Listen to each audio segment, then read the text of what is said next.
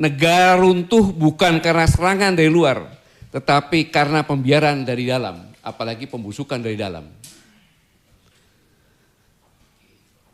Transisi kekuasaan yang tidak normal, transisi dari Presiden Joko Widodo kepada Presiden Prabowo Subianto tidak berlangsung dalam kondisi negara yang sehat.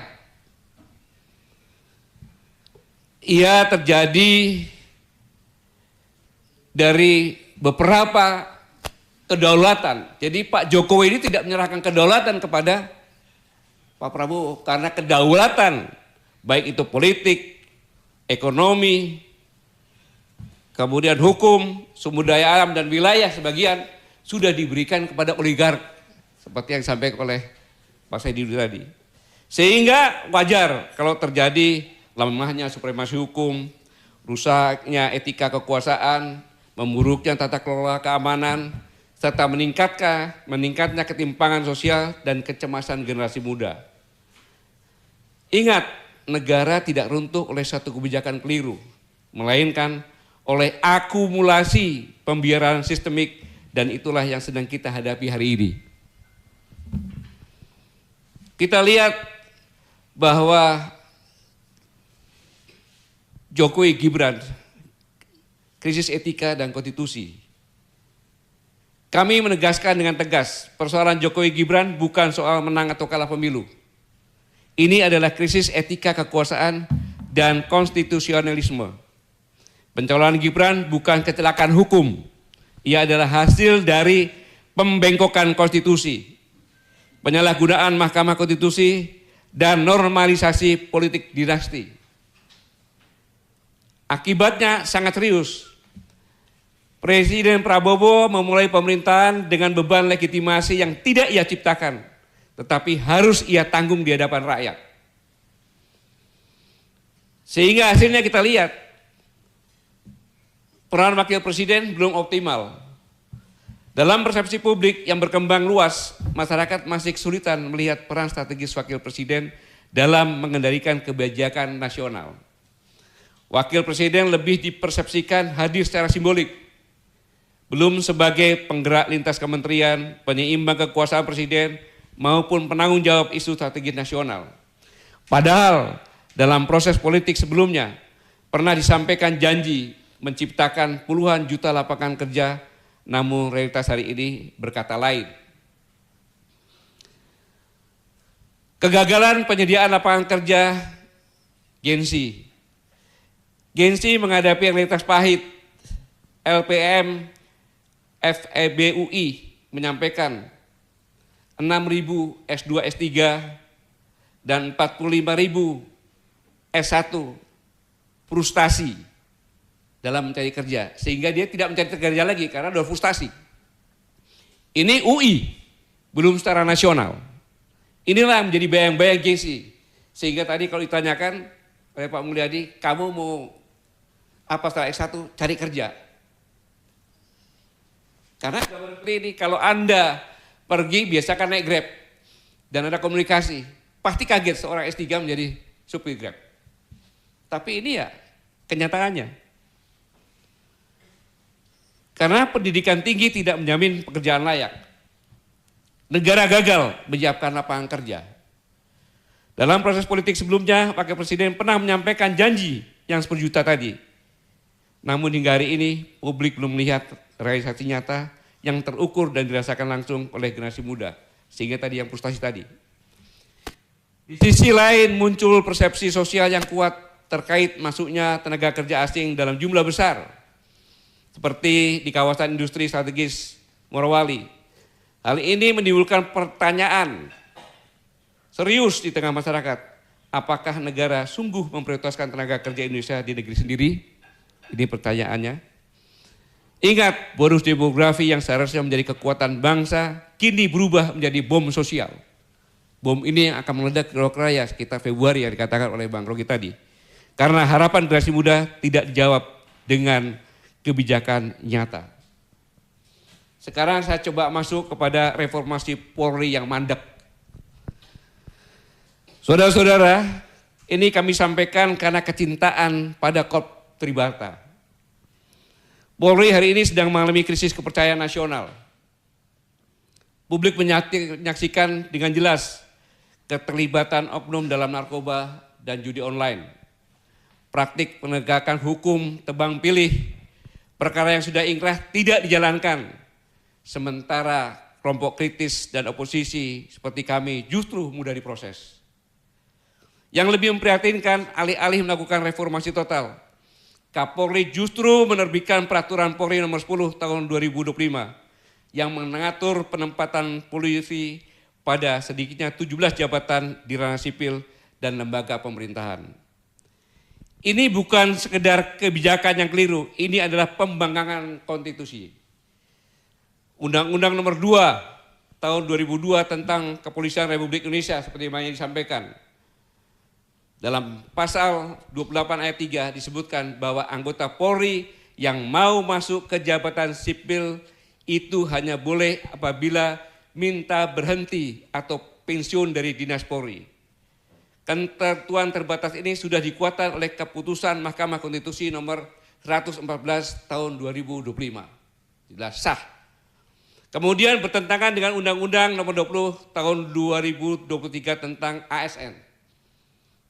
Aparatur sipil negara, terutama pasal 19 ayat 3, bahwa jabatan-jabatan sipil di tingkat pusat boleh diduduki oleh anggota TNI dan Polri sesuai dengan yang diatur di dalam Undang-Undang TNI dan Undang-Undang Polri. Dan Undang-Undang Polri tidak mengatur itu yang aktif. Pembusukan reformasi dan upaya sistematis membangun superbody yang bisa meruntuhkan fondasi negara hukum Indonesia. Mengapa demikian?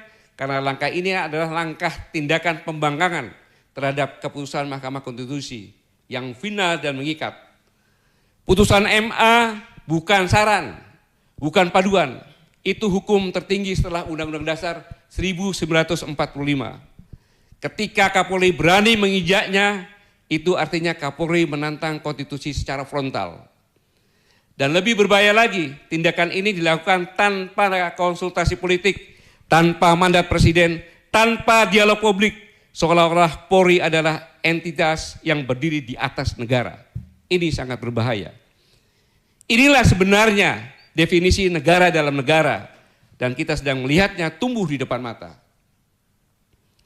Polri menuju superbody. Kepala negara harus mengerem atau tergerus. Ketika polisi aktif bisa duduk di BSSN, BNPT, Basarnas, Imigrasi, Bea Cukai, Bakamla, BNN, dan seterusnya, maka Polri sedang memetakan pengaruh semua sektor strategis negara. Saya ulangi, Polri sedang memetakan pengaruh ke semua sektor strategis negara. Keamanan, data cyber, logistik, pergerakan manusia, penegakan hukum, intelijen teknis, hingga kebijaksanaan publik. Inilah fase superbody lembaga yang menguasai struktur negara dari hulu sampai dengan hilir. Namun apa arti reformasi ketika Polri masuk ke lembaga sipil tanpa batas? Polri memperluas wilayah kekuasaan tanpa mandat. Polri mengabaikan keputusan Mahkamah Konstitusi. Polri ingin menduduki hampir seluruh ruang negara. Itu bukan sekedar kegagalan reformasi. Itu adalah pengkhianatan terhadap reformasi. Negara hukum tidak boleh dikelola dengan logika kekuasaan bersenjata. Negara yang sehat dijalankan oleh birokrasi profesional, bukan pendekatan keamanan sebagai jalan pintas. Kapolri telah melampaui garis merah. Kapolri telah melampaui batas reformasi 1998. Kapolri bahkan telah melampaui keinginan presiden. Kapolri berjalan sendiri. Kapolri bermain di luar garis komando. Kapolri menciptakan realitas kekuasaan baru tanpa mandat politik. Kapolri bukan saja melakukan sabotase struktural, tetapi telah melakukan pembangkangan dan penyanderaan presiden. Jika bukan presiden tersandera, setidaknya presiden tidak berdaluat penuh dalam mengendalikan institusi kepolisian. Ini faktanya. Ketika presiden akan membentuk tim reformasi polisi, Kapolri membentuk tim reformasi, dan presiden tidak meminta Kapolri membubarkan tim reformasi internal Polri meski presiden telah membentuk timnya sendiri. Pernyataan Kapolri. Jadi saya kira kalau kita tidak mereform diri kita sendiri, tentunya beberapa hebat pun komite ataupun komisi yang dibentuk orang yang ada di dalamnya, kalau kita nggak mau mereform kita sendiri, ya percuma. Ini pembangkangan yang jelas-jelas kepada Presiden. Ingat, polisi di bawah Presiden. Presiden berkuasa penuh pada Kepolisian Republik Indonesia. Kapolri menerbitkan peraturan Polri nomor 10 tahun 2025 yang mengatur penempatan Polri pada sedikitnya 17 jabatan di ranah sipil dan lembaga pemerintahan yang ketiga ini. Kapolri menjalankan agenda sendiri meski ada keputusan resmi Presiden dan keputusan Mahkamah Konstitusi. Artinya, ini adalah insubordinasi institusional. Level yang paling serius, paling tinggi dari kata insubordinasi. Karena bukan sekedar membangun personil, bukan sekedar membangkang personil, tapi membelokkan arah institusi yaitu Polri dari kehendak konstitusi negara. Ini sangat berbahaya. Presiden harus mengambil sikap keras. Satu, batalkan peraturan Kapolri dengan keputusan Presiden seperti Bang Yani disampaikan tadi. Copot Kapolri dan seluruh pejabat yang merancang aturan ini. Audit seluruh langkah yang memperluas kekuasaan Polri secara ilegal. Bentuk ulang struktur batas kekuasaan Polri dengan reformasi Polri segera. Jika Presiden tidak bertindak, maka akan tercipta Presiden mematikan. Lembaga penegak hukum bisa melawan hukum. Anak buah bisa melawan komandan dan komando. Institusi bisa melampaui negara. Dan ketika itu terjadi, Presiden tidak hanya kehilangan Polri, ia kehilangan negara. Saudara-saudaraku sekalian, pada tanggal 11 Desember yang lalu, Koalisi Aksi Menyelamatkan Indonesia mengadakan diskusi, dihadiri 23 orang kami. Dan dari diskusi ini ada yang menarik tentang reformasi polisi tadi. Terjadi di intelektual pinggiran, kami kan intelektual pinggiran nih orang ya. Bahwa apabila Presiden tidak mengambil sikap keras yang saya sampaikan tadi, maka akan terbentuk persepsi publik. Saya ulangi, apabila Presiden tidak mengambil sikap keras yang saya sampaikan tadi, maka akan terbentuk persepsi publik sebagai berikut. Satu, secara de jure, Presiden Republik Indonesia adalah Jenderal TNI Purnawirawan Prabowo Subianto. Tetapi secara de facto, Presiden Republik Indonesia adalah Jenderal Polisi Sulistyo Sigit. Dan keduanya digendalikan oleh Jokowi. Ini jika, mudah-mudahan Presiden ini benar-benar dan benar-benar bersikap untuk menyelamatkan negara. Mari kita masuk tentang rencana bencana, saya ulangi tentang bencana Sumatera, yaitu akibat kejahatan tata kelola. Banjir dan longsor di Aceh, Sumatera Utara, dan Sumatera Barat bukan sekedar bencana alam. Itu akibat dari pembalakan hutan tak terkendali.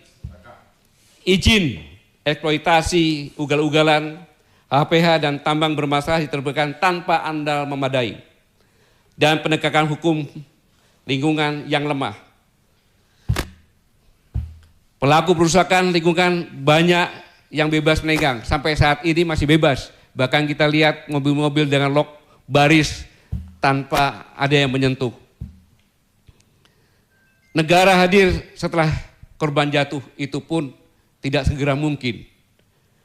Bencana di Aceh, Sumatera Barat, dan Sibolga bukan musibah alam biasa. Ini adalah bencana buatan manusia akibat pembalakan liar dibiarkan. Tambang ilegal, permainan izin eksploitasi yang ugal-ugalan, HPH dan tambang diterbitkan tanpa amdal yang memadai, serta lemahnya kehadiran negara. Ketika hutan rusak, sungai dihancurkan, negara diam. Saat raja tenggelam, negara lambat. Dari sinilah muncul kembali sentimen merdeka. Bukan karena ideologi, tetapi karena kekecewaan mendalam terhadap pusat. Ini perlu kami ingatkan ini, karena kami belanja makalah sampai ke pinggir-pinggiran daerah bencana.